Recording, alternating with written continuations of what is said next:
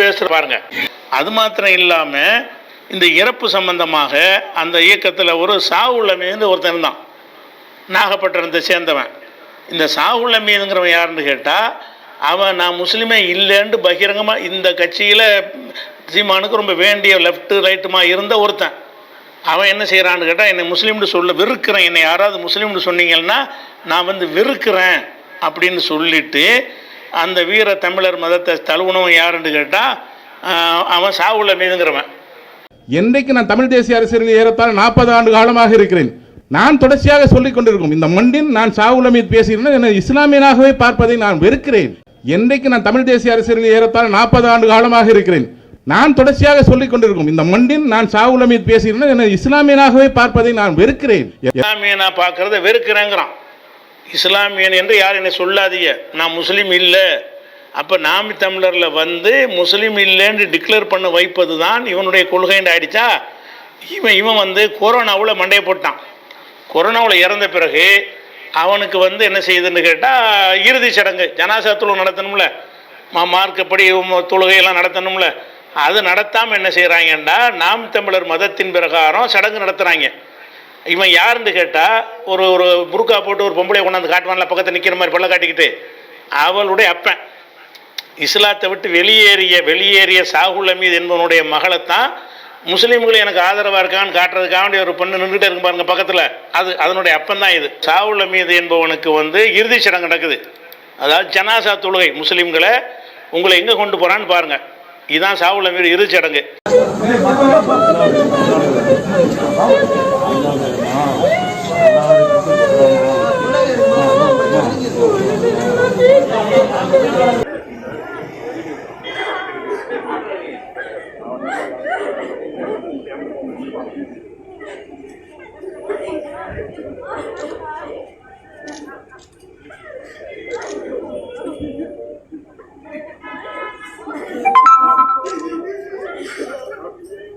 தாயக விடுதலை போரில் உயிர் நீத்த தாய் தமிழ் உறவுகளுக்கும் இனப்பற்றாளர்களுக்கும் அகவணக்கம், வீர வணக்கம். நம் மொழி காக்க இனம் காக்க, நம் மண் காக்க மானம் காக்க, இன்னுயிர் இந்த மாவீரர் அனைவருக்கும் வீர வணக்கம், வீர வணக்கம், வீர வணக்கம், வீர வணக்கம், வீர வணக்கம், வீர வணக்கம், வீர வணக்கம், வீர வணக்கம். மொழியாகி எங்கள் மூச்சாகி முடிசூடும் எம் தமிழ் மீது உறுதி, வழிகாட்டி எம்மை உருவாக்கும் தமிழர் வரலாற்றின் மீதும் உறுதி, விழிமூடி துயில்கின்ற வீர வேங்கைகள் மீதும் உறுதி. இனிமேலும் ஓயோம் இழிவாக வாழும் உறுதி உறுதி. வென்றெடுப்போம் தமிழர் உரிமைகளை, கட்டி எழுப்புவோம் தமிழர் உலகத்தை. வென்றாக வேண்டும் தமிழ், ஒன்றாக வேண்டும் தமிழர். தமிழால் இணைந்து நாம் தமிழராய் நிமிர்வோம்.